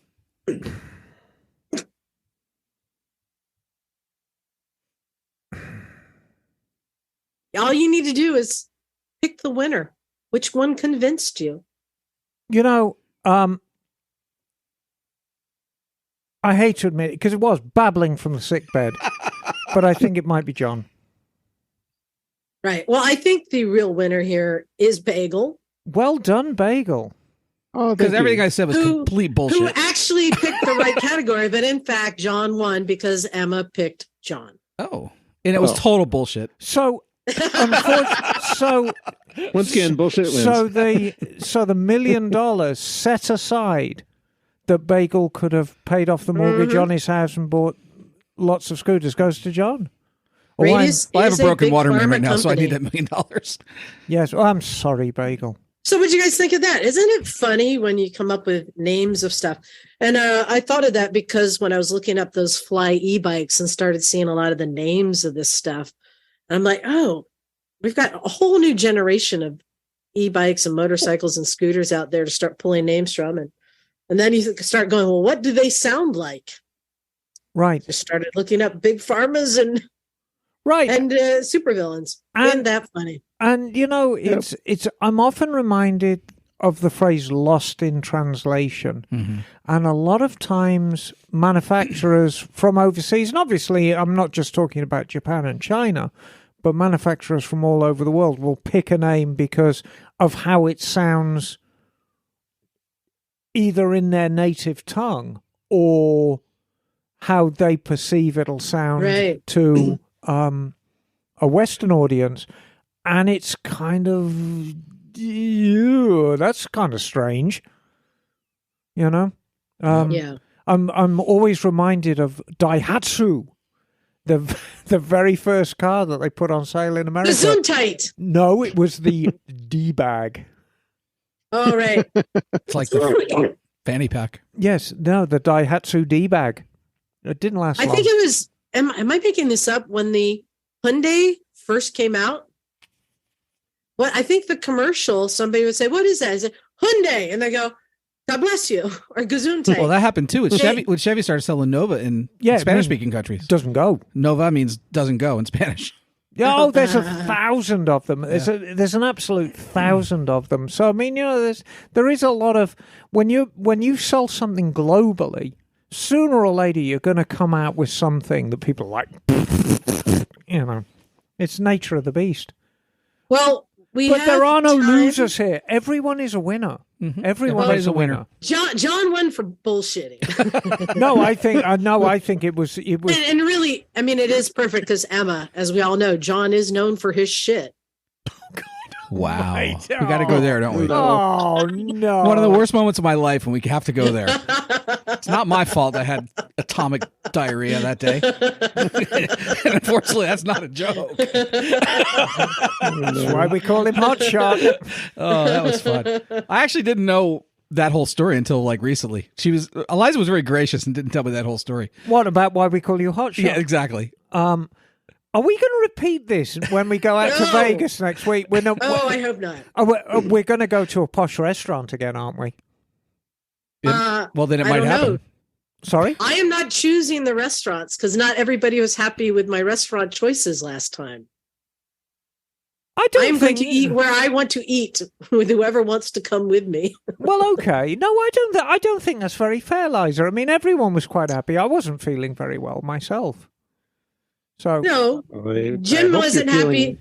Jim wasn't happy with the cheap restaurant. You weren't happy with the expensive restaurant. There was like no pleasing the crowd. Well, you know? I was happy. in my defense, I had just opened Mototown and I was unsure of cash flow at that stage. Right. I'd be a lot happier with an expensive restaurant now. I think that I know I can make a living. I'm just saying that it was I can't win. So I'm not going to pick the restaurants this time. You guys can all pick the restaurants, or everyone can take turns. That's all. Mickey D's. There's plenty of restaurants to choose The from. quarter-pound hot dogs at the one of the Yes. yeah, they're like $1.50. But that's one thing for sure. When we're in Vegas, we are going to be eating good, son. Yes, because that is what one does in Vegas. Hey, I think we got time for emails. And Emma, oh, yes. I emailed you a bunch. So, well, you emailed me 2. Did you mean to email me 2 or 3, darling? I don't remember. No, you emailed me 2. But one of them titled Help, I don't know what to do. Yeah, funnily enough, that's the one. And it's from David Rups. David Rups. This is somebody who needs our help, and it's such a simple question. So, and it's not actually a simple answer. On May 27th, Ride for Dad is having a charity draw for either a 2023 Pan America Special or a 2023 BMW R1250 GSA. And today, and I love an optimist, David bought the winning ticket. So which one do I choose? It's a very, very easy choice to make, David. I have an answer. Do you have an answer? Well, I have 2. I Because, have a very strong opinion about this. well, I know you do. However, I always do. my head is saying buy the BMW. However, Choose, not buy. Choose. right. My head is saying choose the BMW, but my heart is saying choose the Pan America. Yeah, just because. Just because I think the Pan America is the more romantic choice, the more passionate. I think it depends choice. on what kind of riding he's actually going to do. If he's going to try to do some fire roads and stuff, I would rather be on a GS for that than the Pan America. Yes, But if it's more street, the Pan America is a great bike. yeah. But no, I'm absolutely thrilled with his optimism. Yeah, I hope he wins it. I think this is funny because this is so us. Emma, you chose the more romantic notion. And I always go with the most practical answer. Right. Which is, this is a free bike, basically, right? So you go with the romantic. No. So you don't know if you're going to love it. This is not a bike that you have studied and are buying for the purpose, for the need. You're getting a bike that you're then going to try out and see if you like it. If you don't, Market's better. and if you want to resell it Yep. at any time, which of these 2 bikes is going to be easier to sell? Well, the BMW, of course, but that, you see, I have a completely different point of view with that. And I think that anything you receive as a gift, you should always take the road less traveled. I mean, anybody who gives or gets socks as a birthday present is just the antithesis of fun. If you give a gift to somebody, It's not a gift. well, it kind of is. It's a raffle. It's a raffle. So, but if you're getting this thing for basically nothing, you should make the frivolous choice, because it's not like you're dropping 25 large. Well, he could take either one of them, sell it, and buy 4 KLRs. Yes, he could. No, but the reality And then is, check himself into the nearest asylum and babble from the sickbed about imaginary fucking supervillains. the reality is there's always a market for GSs. You will No, always and that's be able to sell it. that is largely true. And I want to make sure that everybody knows that I am not panning or Pan-Americaing the GS, because it's an incredibly fine bike. It's an absolutely wonderful bike. But, you know, it's I just go for the underdog. It's a very romantic choice. Do you think the Pan America is going to be a classic bike? No. No? No. Because I imagine they're only going to make it for a couple of years. I hope to make it for 50 years, but no one. I mean, ultimately, I like the Pan America. I like how it looks. I even like how it sounds. I mean, yeah, it sounds like somebody banging two trash can lids together. But I mean, it's a thing. So you want to hear something shocking? Yes. If somebody showed up at my door with a Pan America to trade for my Africa Twin, I would do it. I would do it in a heartbeat. Yeah. Because I want to experience the Harley. Yes. I do, the Pan America. It's a cool bike. Well, you've kind of fallen out of love with this. No, it's not that I've fallen out of love. It's that I got the Africa Twin because I wanted to experience it more than just a test ride. And I have, and now it's what's next. I want to try something else. And when that Pan America came down here, the one we all rode, yeah, and it was in a good color. It was black and grey, and it had those nice spoke wheels with the Harley Davidson embossed on the rims. I thought it was just the most handsome thing I'd ever seen. I really did. It's real. I like as I described, as I described, real kind of thuggish styling. Yeah. And that headlight, I mean, it's a very bold looking bike. I like it. I would buy one if I had money. There you are then. So I'd buy one with somebody else's money. There you absolutely. I think, though, if you are to win and have a choice, these are both very capable and fun bikes, and what a great, reward.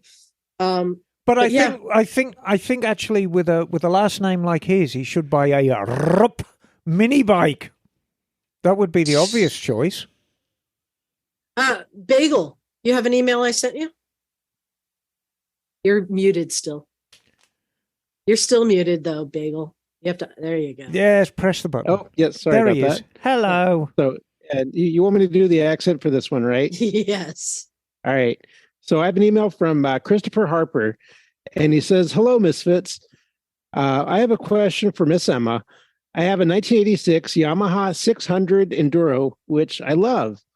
I've taken this bike everywhere and anywhere, and she's never let me down. She will usually kick over within 4 kicks and run all day long. Last time I had her out, I rode her a little too hard. I believe when I was at a red light, someone pointed out that I was standing in a puddle of gas. It was pouring out of the carburetor. Oh, okay. Luckily, I was right by my house, and I got home without becoming a ball of flames. I rebuilt and cleaned the carburetor, but now it takes forever to kick her over, and when she does start, she runs for 15 to 20 minutes and acts as if she's running out of gas, and then nothing after that. If I let her sit in multiple kicks and multiple kicks again, she'll start and then basically do the same thing. Am I missing something, yes. or is she just giving, or is she just giving up the ghost? No, none of those things. Christopher from Philadelphia. Hello, Christopher. It's the easiest thing in the world. You've set the float height wrong. So what you need to do is you need to understand the float height, do as much research on it as you're able. I believe, and I do stand to be correct, what year's that bike? 1986. So it's got the slide carburetor on it. I am fairly sure that you measure the float height on that K-hin with it face down. But it's easy enough to research and make sure you've got the float height for the right carburetor. It's very, very simple. You've set the float height wrong. That's an easy one. Cool. It's not getting enough fuel. Simple as that. Tra-la-la. Awesome. And Emma, just in case there is another issue, which are the best flame retardant pants? Oh, you want Nomex. Nomex pants. Nomex is a very good flame retardant material. And then asbestos underpants. Oh, yeah. Yes. Only the best, as Emma has learned. Yes, exactly. Having set fire to my genitalia on my Triumph Trident, I can attest to very good, nice quality pair of asbestos knickers with the frilly bits around the bottom. Emma, you have another one there to read? I do indeed. And this one is from... Hang on. You see, I'm all of a fluster because I'm not allowed to be in the same room as you. Oh, tell me why! Tell me why. Yes. And this Come one on, is Liza. this is from John C. Smith. Hi, Hey, John. Misfits. Tell me why most motorcycle jackets these days have the main zipper centered on the front instead of running at a slight diagonal, like the Shot Perfecto has it. Even if you don't care about looking like a badass biker, the diagonal zipper seems to be more practical, since it would keep the top of the zipper from bothering your throat and allow for a large wind flap. What's the deal? Off-centered in Maryland. John, actually is a very good question, John. And, you know, when we think back to the evolution of motorcycle jackets, there's always been the diagonal zipper, which was the favor of the sort of Marlon Brando style of biker jacket. Yeah. And then the Cafe Racer style, which was the center zip with what's called a mandarin collar, usually with a snap. And I think I have this suspicion that the solution to this problem is in the name. Is the Cafe Race style, the race style jacket, has really gained a lot more traction of popularity because we're riding a lot more cafe race and race styled bikes these days. And it's a lot less cumbersome. There's a lot less layers on them. You just have a thin overlap on the front. And then just this straight zipper down the middle. So there's less overlapping layers. So you're using less material. It's a lot less cumbersome. There's a lot more movement in it. What are your... Yeah, Liza's got her hands up. What are your thoughts? There's another factor to account for here. And a lot of people don't realize it, but everyone's arms are different lengths. So some people have a longer right arm, some have a longer left arm, which means if you were to do a diagonal zipper, you'd have to do 2 sets of jackets in every size, one that's a right, one's a left, to favor your longer arm. So going down the center just lets you make half as many jackets. I see. I'm not sure I understand that. From the sick bed. Or would that have more to do with whether you're right-handed or left-handed, maybe? Or if you're Yeah, northern, I mean, if you're in the look. northern or southern hemisphere too. Look, my arms are 2 different lengths. You're doing that Okay. deliberately, Liza. No, but She's getting punchy in there by herself. at the end of the day, my suspicion is thus it's fashion. It's as simple as that.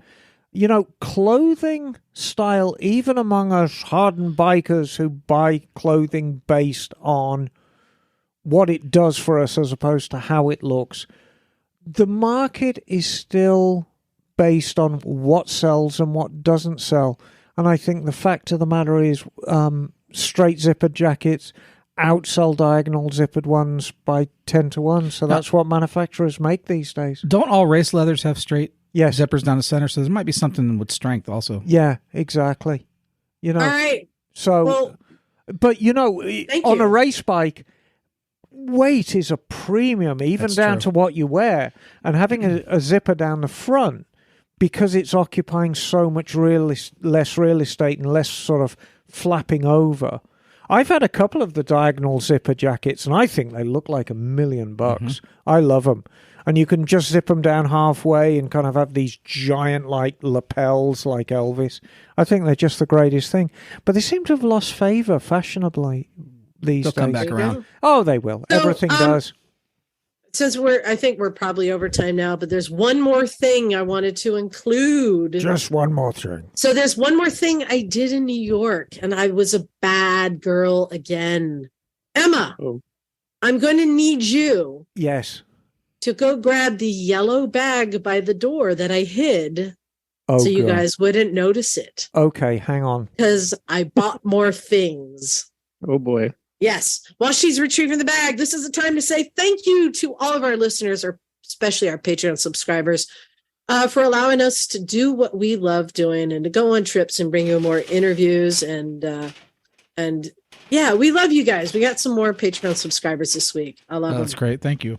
Hey, go to motorcycles and misfits at gmail.com to email us, motorcyclesandmisfits.com, to check out our website. And I put all the links to all of our events, where we're going. Go to Instagram. breakingawaytrips.com to come to our rally. And Emma, What kind of bag did you find there? So I found a bag with Lego on the side of it. Oh, I went to the Lego store. Also founded by a Dane. So, Yes, indeed. yes, indeed. And I do want to say, when I went to the Lego store, I went right up to one of the helpful employees and I said, "Show me every motorcycle you have in this store." I said, "I already have the Vespa, the S1000RR, and the and the Ducati." And they were like, "I don't think we have anything else." But clearly you found. So what have we got in this bag? Yes. Let's deal with the die cast first. So we have a die cast. Oh, not from the. This is not. No, from the this Vespa is not. store. But it's an NYPD Yeah. BMW. I got it at one of those stores that sells all the Statue of Liberty hats and all that stuff. Yeah, fantastic. Very nice replica. Have a look at that, John. So now we're going to dig in the Lego bag. Yes. Oh, More toys. more toys. So, so we've got Ninjago. It is kit 71788, Lloyd's Ninja Street Bike. And looks like Lloyd is having a good old time on his street bike. It's green. And there's this skeleton kind of thing that looks like it's waving a sword at him. And he's got spaces for 2 swords on this bike. And It's a Lego motorcycle with swords. yeah, fantastic. Come on. How cool is that? With 2 figures. So this is from age group 4+. So That's right. Right. I'm in that. which means that I'm in the 4+ group. exactly, you are in the 4+. So you've got 4 years to build this. Yeah. Reaching in, we have kit 42132, custom bike, moto personalisé mototuniada, and it looks like you can actually go onto your laptop and it'll show you how to customize this bike. And it's a little Technic kit, and it's quite cool. It's got a chain, and it looks like it has working suspension and working steering, Yeah. and an infernal combustion engine. And it looks like it's sort of you can build it as a custom bike. Kind of looks like a super motard. Yeah. Fun kit. All right, now we're going to the bigger boxes. Oh, my God. Oh, this thing is incredible. This is Lego Kit 76245, Ghost Rider. Oh. Yes. Yeah. Ghost Rider Lego kit. It is Ghost Rider Lego Kit. And this thing is actually, it's bad to the bone.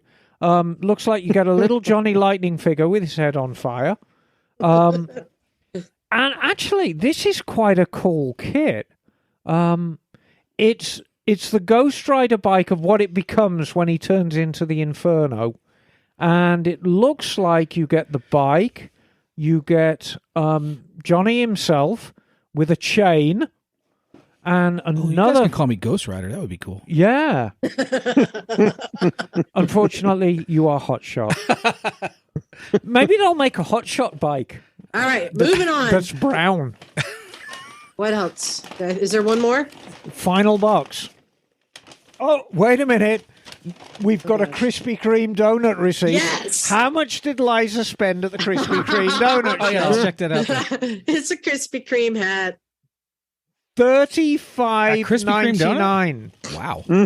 That's a lot of donuts. Yeah, Krispy Kreme donut hat. No, the final bike is another in the Ninjago selection. This one is actually quite cool. Jay's Golden Dragon motorbike. Clearly, Jay is a dragon of some sort because he's large and gold. And this bike looks like it's very futuristic, and it's got a nodding head. And it kind of looks like a cannon with wheels. And there's all kinds of funny figures that come with this as well. You know, Lego has come an awful long way in the last few years. So this is, I guess, is what you'd call a fantasy set. Yeah, so I bought a bunch of more motorcycle things, which unfortunately sent me down the rabbit hole of going on eBay because they started telling me about all the retired sets, as they say, and the Harley, and I'm like, oh crap! Here's a whole nother rabbit hole I need to put a stop on. I can't keep buying all of the Lego sets, but I am going to throw it out there. I have a new holy grail of toy motorcycles. It used to be the Easy Rider that is sitting behind her. The Franklin Mint Easy Rider is one I wanted. Right. And decades. the CX500 Turbo Tamiya in 6 scale was another one. But the current holy grail that exists that I have not been able to find anywhere. There was a small amount of time that the Britton family did a small batch. That's right, of the John Britton, the VR1000, V1000. Yes. And I've seen them on websites when they came up on auction sites and left. And a few years ago, the Britton family announced they would be doing another run, but have not updated the information since. And I check it like every month to see if there's an update. So if there's anybody out there that knows where one of these are, and in fact, they said when they do the new batch, they are going to do a limited run. Because how many of the Britons were made? I think it was 10. Yes. No, 9. 9. They're going to do 9 exact replicas numbered with each of those. Wow. Yes. Oh, I know. You're talking thousands, Liza. I know. I'm just throwing it out there to the universe. That is my new holy grail. If anyone has a line on an old one, a new one, and anything, I want one. So you are saying money no object here. I don't know. I don't know. Come on, you would buy it if you had it. I'm just saying. Look, It's a holy grail. I'm just saying it's a holy grail. Hey, it's time to wrap up. Thank you guys for especially you guys here for running the show last week and running the garage and from a distance and the show from a distance today, being there in the studio, and I'm in the other room just in my COVID cubby hole. I'm fine. I will be fine. So yeah, thank you to everybody who makes this possible. That's it. That's all I have to say. It's a team effort, Liza. Teamwork makes the dream work. Yes, it does. Yes. So, what do you say we get out of here? Thanks, everybody. This is Liza. Stumpy John. Emma Darling. Bagel. And we are out of here. Cool.